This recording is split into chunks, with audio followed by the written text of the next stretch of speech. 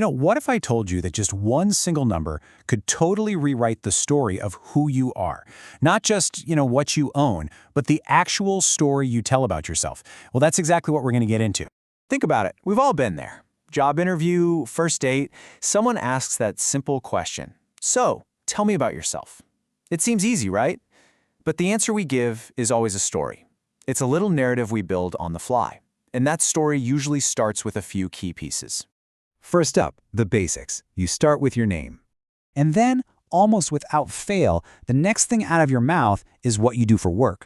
And maybe, just maybe, you'll toss in what you do for fun, to show a little bit of who you really are.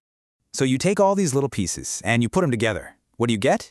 You get a kind of personal blueprint. It's the standard story, the one we tell everyone, and even ourselves, about who we are.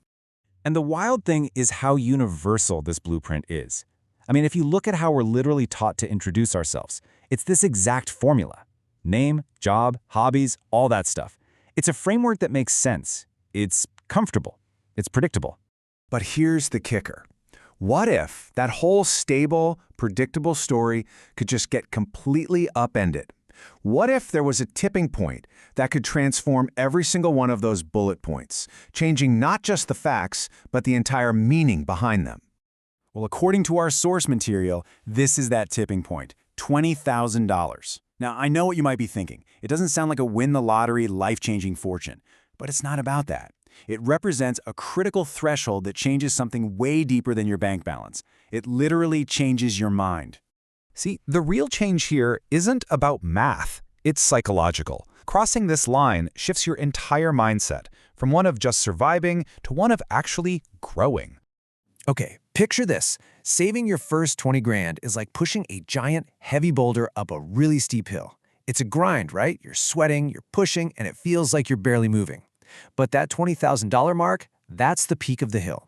The second you get that boulder over the top, it starts rolling down the other side. And all of a sudden, momentum is working for you, not against you. And that feeling, that's the shift between two totally different ways of thinking. Without that financial buffer, your brain is just stuck in survival mode. It's constantly looking for threats, thinking about scarcity. Every little decision is a reaction. But once you have that cushion, you flip over into growth mode. All that mental space is freed up. You stop asking, okay, how do I get through the week? And you start asking, how can I make this bigger? This quote from one of our sources just absolutely nails it. When you're in financial survival mode, your house is always on fire. An unexpected car repair, a medical bill, these are emergencies that take up all your brain power. You literally can't think about long-term stuff like changing careers when you're just trying to put out the fire in front of you.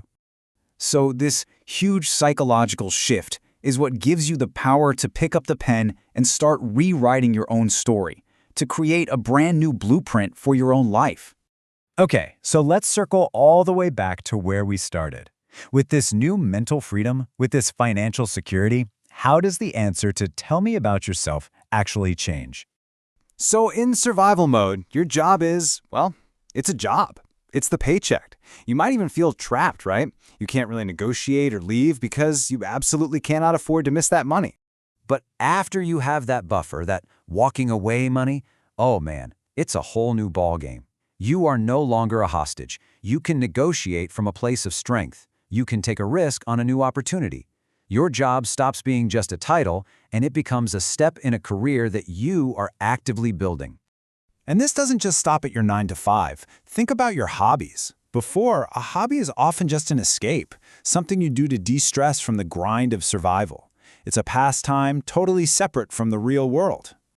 But with that financial security, your perspective completely changes. You have the mental space to see your hobbies not just as an escape, but as an opportunity. That thing you love to do can become a passion you really invest in, and maybe, just maybe, it could even turn into a business. You now have the freedom to find out. So you can see, this whole thing is way bigger than just money. It's about getting real agency over your own future. It's about having the power to design your life instead of just constantly reacting to whatever it throws at you. So maybe we need to completely rethink what saving even means. It's not about what you give up. It's an act of purchasing. You're buying options. You're buying freedom. You are literally buying yourself the ability to write a bigger, bolder, and way more interesting story for your life. And this line just ties it all together perfectly. That journey to the first 20 grand, it isn't just about the cash. It's about making that incredible transition from a life of reaction to a life of intention. It's the difference between surviving and truly thriving. So I'll leave you with this. Once you have the freedom, once you can write your own script, what's it going to say? What new story are you going to build for yourself?